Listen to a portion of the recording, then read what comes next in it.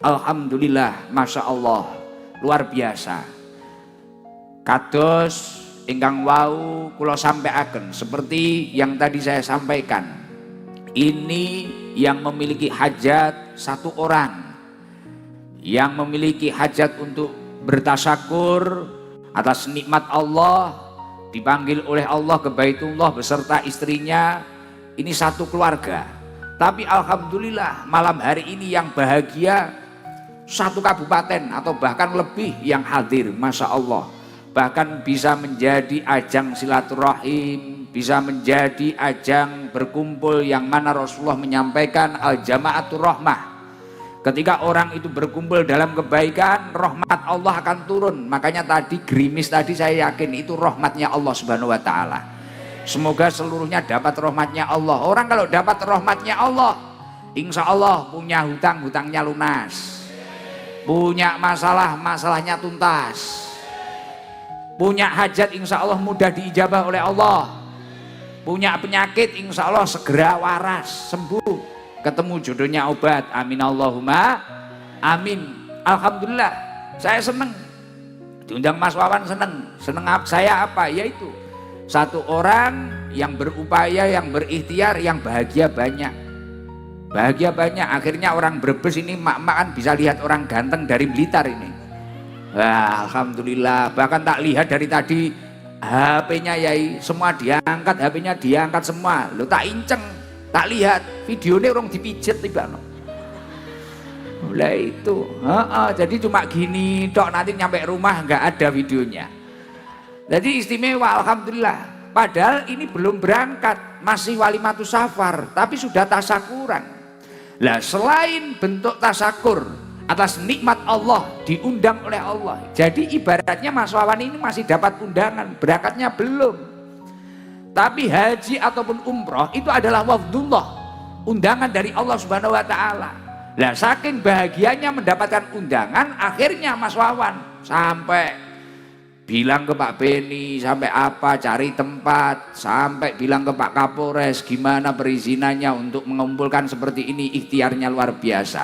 Nah, ketika bentuk syukurnya itu tadi benar-benar baik, jadi syukur yang baik itu yang seperti apa toh?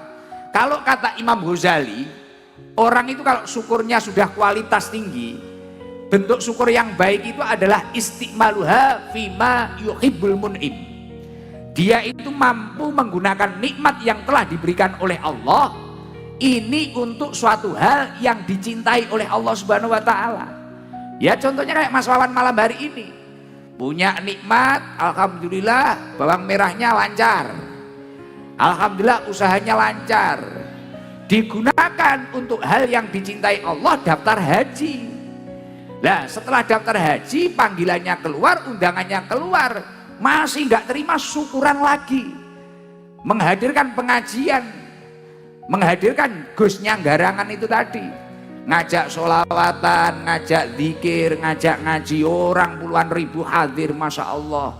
Ini yang dinamakan istiqmaluha fima yuhibbul mun'im, menggunakan nikmatnya, anugerah dari Allah, atau kata Mbah Yai tadi, yang disampaikan Mbah Yai tadi, fadl dari Allah, fadlun minallahnya itu digunakan untuk hal yang dicintai oleh Allah.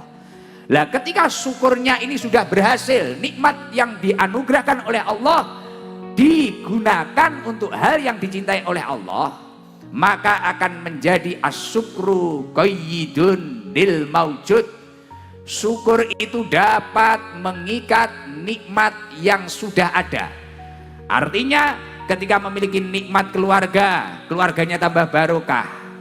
Ketika memiliki nikmat usaha, usahanya tambah barokah. Wa sayyidun lil mafqud. Dan ketika seseorang itu mampu bersyukur atau menggunakan nikmat itu untuk hal yang dicintai oleh Allah, sayyidun lil mafqud, nikmat yang belum ada itu akan mudah tertarik kepada dirinya. Artinya dengan syukur itu menarik nikmat yang belum ada. Semoga berkah acara malam hari ini, nikmatnya Mas Wawan sekeluarga tambah-tambah. Amin Allahumma amin. Dan ternyata ketika saya itu membaca di dalam beberapa kitab Yai, ketika seseorang ini memiliki nikmat kemudian melakukan fardu-fardunya Allah atau sesuatu yang diwajibkan oleh Allah, ini juga menjadi salah satu poin untuk menjaga keberkahan suatu usaha. Jadi Mas Wawan, jenengan beruntung, jenengan buat acara ini mengeluarkan biaya, besok haji juga mengeluarkan biaya. Selain itu menunjukkan rasa syukur panjenengan, ternyata itu menjadi salah satu poin seseorang itu memiliki usaha yang barokah. Jadi kalau orang punya usaha, kemudian orang itu tadi kok mampu melakukan untuk kebaikan, untuk taat kepada Allah, untuk melakukan fardu-fardunya Allah, maka selain itu sebagai bentuk rasa syukur, itu menjadi satu poin seseorang itu memiliki usaha yang barokah. Makanya nanti jangan kaget kalau berkah acara ini berambangnya tambah lancar, usahanya tambah melesat. Insya Allah dekengane pusat, didekengi Allah Subhanahu wa Ta'ala. Loh Gus, mana kitabnya apa? Di dalam kitab Tanbihul Ghafilin karya Al-Imam Abu Lais As-Samarqandi, di situ disampaikan qala al-faqih rahimahullah, ada ulama yang paham ilmu agama, beliau menyampaikan man aroda ayyakuna kasbuhu thayyiban, barang siapa yang menginginkan usahanya itu baik, usahanya itu barokah. Mohon maaf, selain Mas Wawan, seluruh yang hadir ini pengen usahanya barokah apa enggak? Mungkin dagangnya barokah, ternaknya barokah, bertaninya barokah, pengen toh? Barokah seperti yang disampaikan Yai tadi. Di dalam beberapa kitab, barokah itu ziyadatul khair, bertambah-tambahnya kebaikan. Jadi kebaikan orang tersebut bertambah. Semisal bertambah hartanya juga untuk amal soleh, juga untuk ibadah. Umurnya juga barokah, lingkungannya juga barokah. Lah itu barokah, ziyadatul khair, bertambah-tambahnya kebaikan. Lah jenengan semua pengen usahanya barokah toh? Misal di sini ada yang jual sempol, jual cilok, jual soto, jual nasi apa, ada yang petani padi, petani jagung, ada petani berambang, ada apalah. Lah semuanya pasti pengen usahanya barokah. Pengen barokah nggih? Lah di dalam kitab Tanbihul Ghafilin disampaikan man aroda ayyakuna kasbu thayyiban, barang siapa menginginkan usahanya barokah, fa'alaihi ayyahfadha khamsata asya, jagalah 5 hal. Jadi mungkin loh Gus, saya ini banyak uangnya Gus, usaha loh. Jadi usaha itu kalau barokah, contoh usaha barokah itu gimana toh? Semisal orang itu hanya punya sapi mungkin 1, tapi kalau barokah anaknya 5, punya anak 5, tapi waktunya kolahin anak, alhamdulillah cukup. Waktu bayar pondok, alhamdulillah cukup. Kelihatannya orang itu cuma punya sawah 1 petak, tapi kalau barokah anaknya itu banyak, anaknya 4 atau apa, waktu nyekolahin, muliain, waktu mondokin, cukup semua, itu barokah. Dan di keluarga itu adem, ayem, hawanya bahagia. Pernah lihat orang-orang dulu, pendahulu-pendahulu kita, gitu, kadang cuma pakai sepeda, berangkat ke sawah, rokok linting, kopi ini diadai botol aqua, tapi bahagia. Anaknya 13, anaknya 11, tapi yang 6 bisa jadi sarjana, nanti sisanya itu bisa jadi haji semua. Nah itu karena barokah. Tapi banyak pun kalau tidak barokah, nyereti kalau bahasa Jawa Timurnya, kalau bahasa Brebes apa? Seret. Nah, jadi nggak hanya nyereti, seret kalau nggak barokah itu. Kelihatannya banyak, miliatan, triliunan, tapi kalau nggak barokah, tidur nggak nyaman, napa-napa nggak nyaman, makan nggak enak. Yang nomor 3, kunci keberkahan yang nomor 3 itu apa? Yang nomor 3 yakni ayaksida bikasbihi istighfafan wali ayaksida bikasbihi istighfafan linafsihi wali iyalih wala yaksida bihi al-jam'a wal kathroh. Ketika kita bekerja, nyun sewu, mohon maaf, biasanya ada orang itu yang bekerja kemudian karena salah niat, salah tujuan, kemudian di tengah jalan banyak mengalami problem atau kegagalan. Lah, kunci keberkahan yang nomor 3 apa toh? Ketika kamu itu bekerja, ayaksida bikasbi istafafan li nafsi wali iyalihi wala yaksida bihi aljam awal kasroh. Kita itu kalau bekerja harus memiliki niat yang baik. Niatkanlah saya ini bekerja untuk menyelamatkan diri saya dan keluarga saya agar tidak melakukan hal yang diharamkan oleh Allah, yang dilarang oleh Allah. Kalau kata Yai Subhan tadi, agar kita itu tidak tomak mengharap pemberian orang lain. Yo iya, saya sendiri belajar seperti itu. Makanya saya ini, loh, Gus Idam itu kegiatannya apa, pekerjaannya apa? Enggak. Kalau saya itu pekerjaannya ngaji, ngaji itu bukan pekerjaan. Ngaji ini saya itu menjaga ketahanan iman saya. Karena saya ngaji ini akhirnya kan saya malu kalau maksiat. Apalagi di Brebes nggak bisa maksiat. Orang kadang terlanjur kenal, terkanjul dipanggil Gus. Masa saya kemarin habis pespanan terus karaoke itu kan ya gak pantas. Terus saya cari LC gitu, oh ya gak pantas ya gitu. Oh ini Gus apa? Saya ngaji ini bukan pekerjaan. Ini salah satu ikhtiar saya menjaga ketahanan iman saya. Akhirnya ketemu orang, kita berusaha menata akhlak yang baik. Nggih. Loh kok sebenarnya diajak foto itu capek enggak? Wah capek. Apalagi mak-mak foto pisan. Kurang bener, ganti lagi, miring lagi, kadang kudu nyosor ae. Loh saya ini di Brebes sama Tegal hampir ternodai loh kemarin Pak Kapolres. Ini hampir ternodai saya, waduh dari atas nggak bisa, dari tengah, waduh lato-lato saya terancam. Berat ini, waduh ini. Wah apalagi di kantor wali kota itu, di kantor wali kota Tegal, waduh. Penuh ini, Gus, dari atas mau salaman nggak bisa, tengah nggak bisa. Waduh ada yang dari bawah, langsung tak amankan lato-lato ini. Ini bahaya. Jadi pekerjaan itu harus diniatkan untuk menyelamatkan dirinya dan keluarganya dari sesuatu yang diharamkan oleh Allah.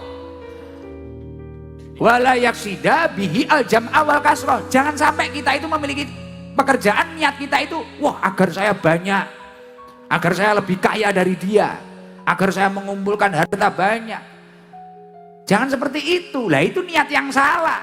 Nggak mampu jenengan jadi CEO, sulit untuk jadi kayak Pak Beni, kayak Pak Andri, kayak Mas Wawan, sulit.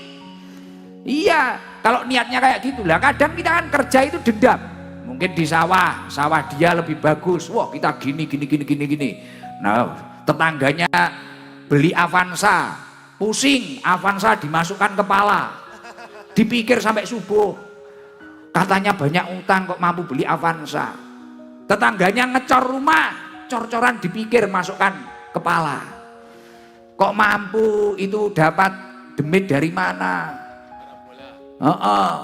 Ada tetangganya nikahkan orang, nikahkan anaknya, wah lah tetangga saya itu jelek, kok mantunya cantik, mantunya tetangga dipikir, bojone tanggane dipikir, dilebokne sirah. Lah iki apa-apa sirah kebeken Avanza, bondone tanggane, akhirnya ya wis setruk ringan. Ya lah, layamu tuwala ya wis ora bermutu ngentekne biaya. Gitu. Lah makanya kerja itu niatkan yang baik. Saya bekerja untuk menyelamatkan diri saya dan keluarga saya agar tidak melakukan sesuatu yang dilarang oleh Allah untuk bekal ibadah. Makanya di dalam Al-Quran disampaikan, ya ayyuhalladzina amanu qu anfusakum wa ahlikum naro, wahai orang-orang yang beriman, selamatkanlah dirimu dan keluargamu dari api neraka. Kita itu diperintah untuk menyelamatkan diri kita dan keluarga kita dari api neraka. Makanya saya tadi nyambung yang tadi, Saya ngaji ini bukan pekerjaan. Saya di rumah itu ya izin ini cerita sambil promosi. Saya ini sebenarnya kan kerja saya ya ini jual sarung batik ini, Gusikdam series. Dan ternyata saya survei orang Brebes belum beli ini. Amsong ini. Iya belum beli. Oh sudah beli mak-mak. Oh iya. Jadi saya jual sarung, jual roti, jual apa? Enggak kerja saya. Enggak kerja. Bahkan saya bilang loh Mas Wawan, saya bilang, Mas Wawan, saya itu enggak narip, kayak gitu kan. Saya enggak narip. Gus nanti biayanya Gus Idam berapa? Saya enggak narip. Ning yo pantese. Loh, saya bilang kayak gitu ya, saya nggak narip, nggak ada nominal. Bahkan hadroh saya itu juga nggak narip. Hadroh saya juga punya pekerjaan masing-masing. Oh nggak narip saya, gitu. Itu kerja biar nggak tomak, biar nggak tomak. Jadi kunci berkahnya pekerjaan yang nomor 3, niatkan semua pekerjaan panjenengan untuk menyelamatkan diri panjenengan. Dilanjutkan, ini masih nomor 3 loh, tadi 5 loh. Dilanjutkan apa mboten? Lanjut, nggak bulet nggih. Mohon maaf saya pakai bahasa Indonesia. Karena saya nggak paham bahasa ngapak dan tadi infonya istrinya Pak Beni itu nggak paham bahasa Jawa. Jadi nanti biar bisa paham semua. Padahal saya itu biasanya kalau nggak bahasa Jawa, bahasa Inggris saya. Jadi agak sulit, bahasa Indonesia agak sulit. Karena yaitu CEO sarung itu tadi. Jadi kunci keberkahan suatu usaha yang nomor 4 apa? Ar-rabi'u ala yujida nafsahu fil kasbi jiddan. Ketika kita bekerja, kita tidak boleh terlalu menforsir diri kita. Kadang kan ada orang itu pengen cepet kaya, kaki di kepala, kepala di kaki, ibadahnya ditinggal, sholatnya ditinggal, pagi berangkat pulang malam, malam berangkat lagi terus sampai lupa kesehatannya, lupa keluarganya, lupa ibadahnya. Ternyata ketika panjenengan semua itu belajar di kitab-kitab salafus soleh, itu cara yang salah. Makanya Rasulullah Shallallahu Alaihi Wasallam menyampaikan, kamu rajin boleh, inna li rabbika alaika haqqan, tapi kamu harus paham ada hak yang harus kamu penuhi kepada Allah. Kamu harus beberapa waktu istirahat, sujud, mujahadah, memohon kepada Allah, meminta kepada Allah. Karena di balik ikhtiarmu, usahamu, penentunya tetap Allah Subhanahu wa ta'ala. Al-asbab, kata Imam Ibnul Qayyim, la tughni anka syai'an illa bi'nillah. Usaha atau semangatmu apapun itu hanyalah pelantara, tidak akan membuahkan hasil kecuali Allah menurunkan izinnya untuk kamu sukses. Makanya kalau bisa, awan macul bumine Allah, bengi macul langite Gusti Allah. Ini kalau vertikal horizontalnya imbang, aman, entuk dekengan pusat, saldonya unlimited, tanahnya puluhan hektar kayak Pak Beni CEO. Nggak kayak Gus Idam melas kuru kayak gak kopen. Nah itu jangan sampai kita itu dalam bekerja seperti itu. Innali rabbika alaika haqqan, kamu harus paham hak yang harus kamu penuhi kepada Allah. Wali nafsika alaika haqqan, kamu boleh rajin, tapi kamu harus ingat kesehatan tubuhmu. Sesekali tubuhmu harus kamu tidurkan. Kalau habis bayaran, habis dapat uang, beli sate. Sate apa? Sate Brebes. Blengkong. Sate yang masyhur di sini itu loh. Blengkong ya, belum makan loh itu, belikan loh Mas nanti. Ya belum makan loh saya, malah inget ini. Iya belum makan ini. Masih makan camplang tok apa-apa Mas? Camplang ya apa itu? Gamblang. Ya jamblang. Rasulullah 3, innali rabbika alaika haqqan wali nafsika alaika haqqan. Kamu memiliki hak terhadap dirimu sendiri untuk bahagia. Wali ahlika alaika haqqan. Nomor 3, dan kamu memiliki hak terhadap keluargamu. Sesekalilah walaupun jauh, sama anaknya video call, sama istrinya video call. Sesekalilah jalan-jalan family time, beli apa, pisang goreng, sate kingkong, apa.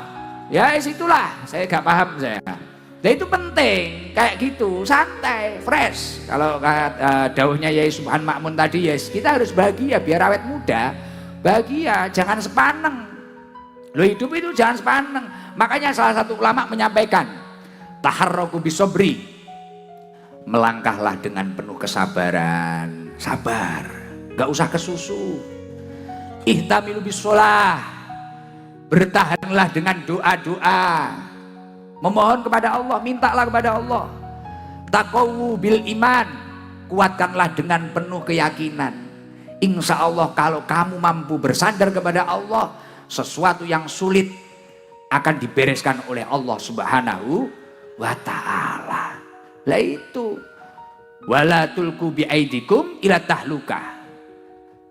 Janganlah kalian itu menjatuhkan diri kalian ke dalam kerusakan. Jangan sampai diri kalian sendiri itu kamu jatuhkan ke dalam kerusakan. Makanya kerja itu harus ada waktunya. Kapan kepada Allah harus bersujud, kapan dirinya harus istirahat, carikan vitamin, sesuatu yang bergizi, kemudian keluarganya diajak family time, bahagia. Wah itu jos jis, itu tidak hanya jos jis.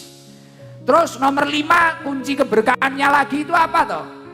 Nomor 5, kalau panjenengan ingin bekerja itu, sudah kok saya yang 4 tadi sudah semua saya, tapi saya itu kok ini bisnis saya agak konslet. Kunci keberkahan usaha yang nomor 5, wal komisu alla yaro rizqahu minal kasbi wa yaro ar-rizqa minallahi ta'ala wal kasba sababan.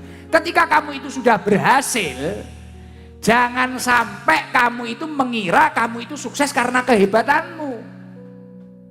Lah banyaknya orang yang gagal dalam perjalanan usahanya, ketika sudah berhasil itu kagum, ujub Kiai, heran dengan dirinya sendiri.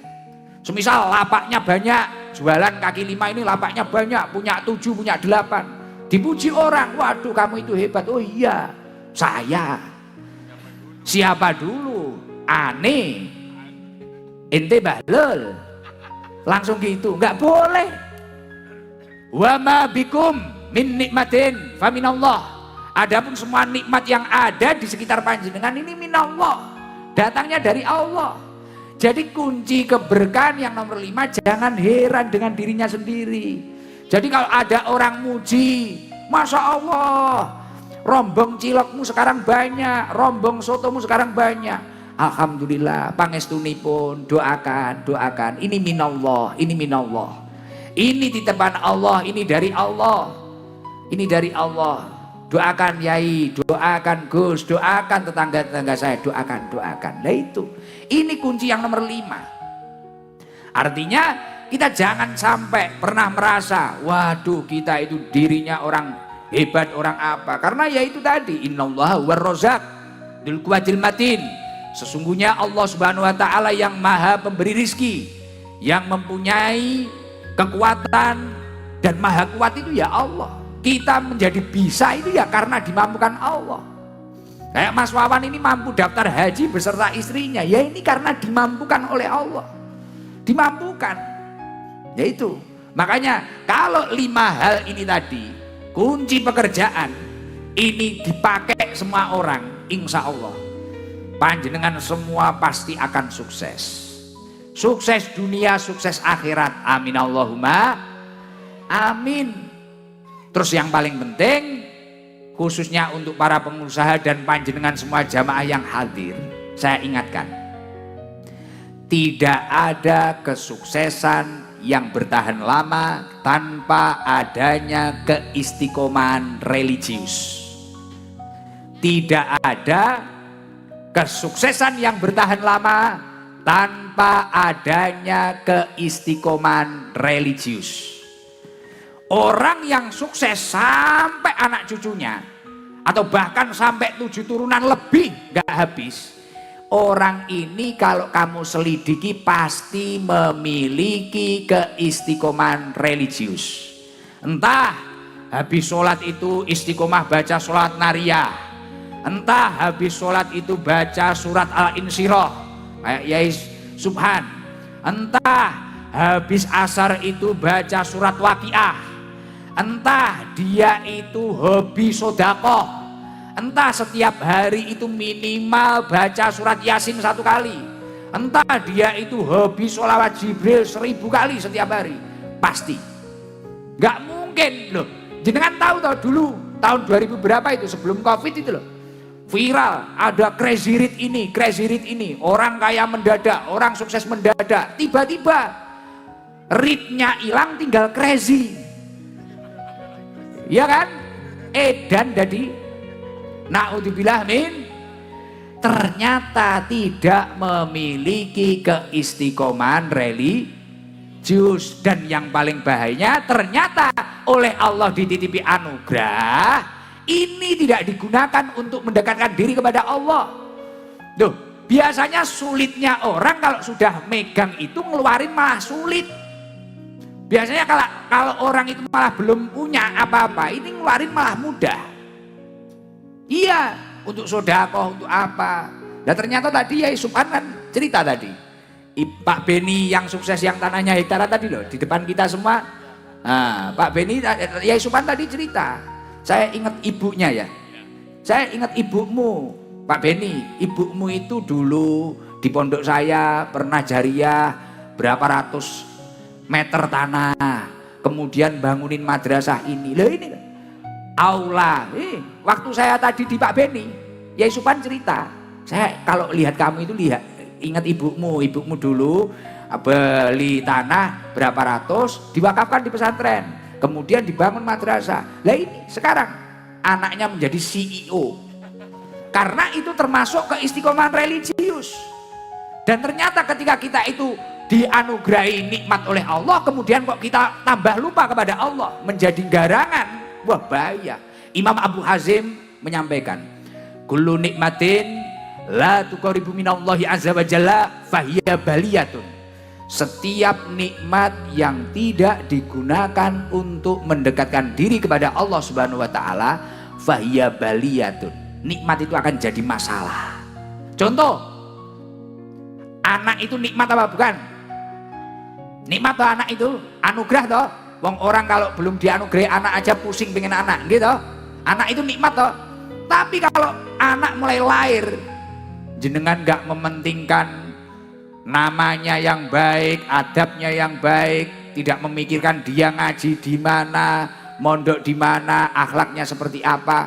Kalau besar tidak berakhlak, orang itu nguji orang tuanya apa enggak? Nguji kan? Tidak hanya orang tuanya, Pak Kapolres saja pusing itu. Iya toh? Akhirnya maling di mana-mana. Akhirnya apa? Wes kejahatan di mana-mana. Lah itu contoh kalau tidak digunakan untuk mendekatkan diri kepada Allah. Tapi kalau anaknya ini tadi mulai kecil dididik adab, agak besar diantarkan ke pesantren, diantarkan ke kiai. Lah ini insya Allah anak itu akan menjadi nikmat yang konsisten, membahagiakan orang tuanya. Ya itu istimewa itu. Jadi karena keistiqomahan orang tuanya, akhirnya anaknya itu mendapatkan derajat nikmat yang luar biasa. Ya tadi kayak ceritanya Yai Subhan itu saya dengar sendiri itu tadi. Pak Beni punya gudang banyak, kayak Mas Wawan ini wis punya tempat besar dan sebagainya. Ternyata orang tuanya itu menanam suatu benih-benih kebaikan yang luar biasa. Mayyazra' yahsud. Barang siapa yang menanam pasti dia akan memanen. Nah akhirnya anak cucunya ini memanen. Bahkan Masya Allah, bahkan tadi beliau sampai cerita loh Pak Beni tadi, saya itu dulu waktu masih muda langsung pernah mimpi. Ini mohon maaf saya ceritakan untuk motivasi yang lain. Waktu masih muda itu saya mimpi, enggak apa-apa ya, saya itu mimpi padahal saya waktu muda itu ya namanya anak muda Gus. Pak Beni bilang kan ya tadi, saya saksinya ini, beliau Pak Andri juga dengar tadi. Waktu masih muda, padahal fotonya saja belum pernah ngelihat, fotonya, ceritanya belum pernah melihat, karena memang hobinya racing, balap beliau. Akhirnya tiba-tiba Mimpi temennya lagi sholat di masjid, Pak Beni tidur di serambi masjid. Mimpi itu langsung yang bangunin, yang mecut itu Sunan Gunung Jati, yang nyambuk itu dipecut sama Sunan Kalijogo. Sunan Kalijogo mecut, bangun Beni, bangun, tangi. Terus kemudian waktu sholat di mimpi itu diimami Sunan Gunung Jati. Langsung, lah ini kan barokahnya orang tuanya itu deket dengan ulama, deket kiai, langsung diingatkan. Sejak detik itu juga Pak Beni jadi tambah istiqomah, sholatnya jadi tambah istiqomah. Jadi walaupun driver mobil balap, tapi ya dekengan pusat, makanya ya selamat terus loh. Tapi memang benar. Lah ini saya jadi ingat, ada dawuhnya Rasulullah Shallallahu Alaihi Wasallam. Memang benar, kita itu harus dekat dengan ulama. Lah anaknya sampean Mas Wawan sok di pondok nih, kudu di pondok nih lah. Neng Yai Subhan Makmun, ya pun yang mahku ora apa-apa. Ora apa-apa. Engko nek ketarane Yai ketok ora ngatasi, wah iki ketoke kaya bapake iki. Ngono. Lah wi kene tak atasane kuwi. Loh, tapi ternyata tenan, panjenengan semua itu harus hobi dekat dengan kiai. Saya ingat ini, saya di zamanun ala ummati yafiruna minal ulama wal fuqaha. Akan tiba di mana zaman orang-orang itu mulai menjauh dengan kiai, dengan ulama. Ini yang bilang Rasulullah ini. Rasulullah A1 loh ini infonya. Tak kasih tahu kaya ora percaya to modele. Tenanan iki, tenanan. Saya di zamanun ala ummati yafiruna minal ulama wal fuqaha. Akan tiba di mana zaman orang itu sudah menjauh dari ulama, dari kiai. Wah apa kayak gak penting, gak gaul, gak keren. Yang pertama, ketika orang itu menjauh dari ulama, dari kiai, Allah akan turfa'ul barokah min kasbihim. Allah akan mengangkat keberkahan dari usaha-usahanya. Ini loh, kalau orang itu jauh dari ulama bahaya. Loh, tapi hasil survei membuktikan benar. Siapa yang mengingatkan? Siapa yang menegur? Nah kalau Mas Wawan ini dekat dengan Yai Subhan kan alhamdulillah. Wan, ini kamu waktunya gini. Oh, ini kayaknya kamu terlalu jauh mainnya. Oh, ini kayaknya waktu mengeluarkan zakat kepada tetanggamu. Ah, ini waktunya ini. Loh iya kan? Tapi kalau kita jauh dari ulama, jauh dari nasihat-nasihat orang alim, bahaya. Bahaya. Wes iso teko kono-kono, wes bahaya. Jadi garangan. Jadi garangan.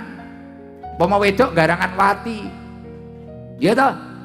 Terus bahayanya lagi kalau orang itu mulai jauh dari ulama apa? Yusallitullahu alaihim sultanan dolima. Kamu akan ditakdir memiliki pemimpin yang dolim, koruptor, yang gak sayang rakyat atau apa. Ini bahaya. Makanya salah satu kuncinya keberkahan suatu bangsa itu gimana rakyatnya ini tadi dekat dengan ulama, dan ilmu dari ulama ini digunakan, diamalkan sebaik mungkin. Dan bahayanya malih nek jenengan ado saka ulama, ini infonya A1 ini dari Rasulullah ini.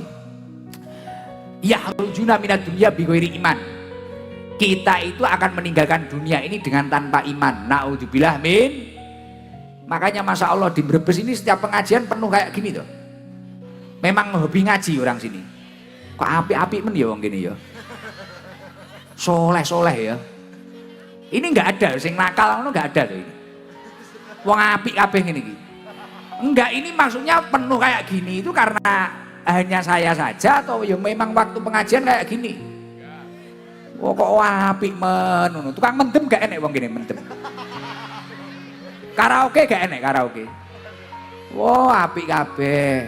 Ya saya kan penasaran, heran tuh saya. Wah, kok koyok ngene. Nyambut tamu, Masya Allah. Loh, saya itu jarang-jarang loh. Satu hari kemarin bisa 2 acara loh.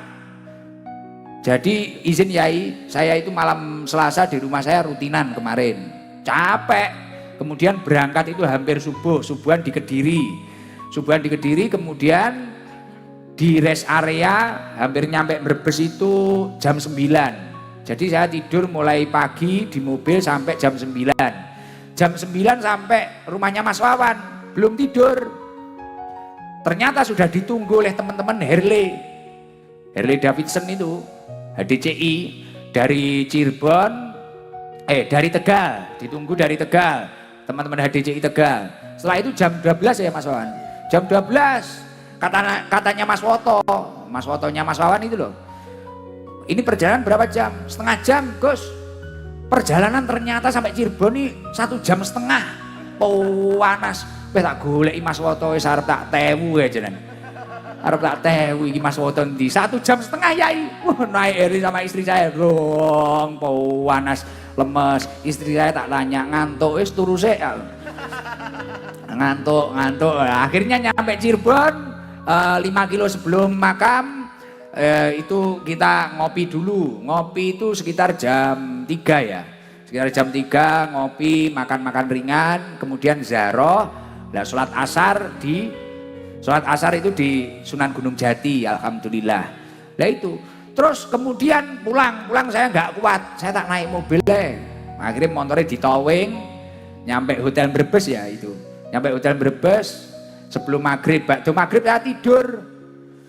8:30 dibangunin sama istri saya, bah, wungu rien, wungu, waktune pespanan. Lah sampean ikut pespanan apa enggak? Betul enggak wanita yang jan karepe dhewe ya. Wah ya naik Harley gelem wah numpak Vespa gak gelem ya. Waduh iki. Akhirnya naik Vespa. Akhirnya Vespanan ke wali kota. Nyampe wali kota Tegal itu jam 10 Yai. Saya itu heran kok kuat ini fisik saya padahal saya itu lemah, gampang darah rendah saya itu. Gampang lemes gitu. Ya wajar kurus lah. Kurus gampang lemes kok kuat itu loh. Di sana waduh dirubung orang penuh, masya Allah luar biasa. Saya sampai heran, masya Allah di sini tuh luar biasa ya antusiasnya sama ulama, sama Gus, sama Kiai, luar biasa. Saya sampai heran loh sama orang sini. Memang suka ngaji tuh orang sini. Oh panjang wong api-api ya. Apa anakku so tak golekne bojo wong kene ae. Novel kae. Malah mikir aku ya. Luar biasa, orang enek wong nakal ya ning kene ya. Oh, gek model kok brambang kabeh ngono. Haji yang baik artinya haji yang benar-benar penuh dengan ibadah, tidak dicampuri dengan suatu kemaksiatan. Lah, kalau katanya Al-Imam di dalam kitab Al-Imam ya Allah ya Rabbi ya Karim Jalaluddin As-Suyuti yang disampaikan mabrur atau makbul wal makbulul muqabbal bil birri wa huwa as-sawab. Jadi haji itu kalau memang benar-benar makbul diterima oleh Allah maka balasannya adalah pahala dari Allah Subhanahu wa taala. Panjenengan akan mendapatkan pahala yang baik. Lah, ciri-cirinya haji yang mabrur itu wa min alamatil qabul ayarji'a khairan mimma kana wa la yu'awidul ma'asi. Orang itu setelah haji tidak kembali ke dalam kemaksiatan-kemaksiatan yang dulu pernah dia lakukan sebelum haji. Itu ciri-cirinya haji mabrur. Artinya nanti kalau Mas Wawan dengan Bu Rike ini benar-benar mabrur setelah berangkat dari tanah suci, benar-benar mabrur, tanda-tandanya itu apapun keburukan yang pernah terjadi ini tidak akan terulang lagi, kembali lebih baik. Itu luar biasa. Dari nanti insya Allah nanti langsung ke Blitar lagi. Loh, ini luar biasa loh. Itu tidak semua orang loh. Haji itu bukan loh. Haji umroh ya ini. Terus nyantang let yai. Ini tidak semua orang loh. Penting punya uang loh, tidak. Kalau punya uang tapi tidak terpanggil oleh Allah, ya belum bisa berangkat. Itu wafdullah. Undangan langsung dari Allah Subhanahu wa taala. Oke. Makanya masya Allah luar biasa. Berarti jenengan memang dikehendaki menjadi orang yang lebih baik, lebih mulia dan insya Allah akan dinaikkan derajatnya. Terus jos istimewai pengusaha muda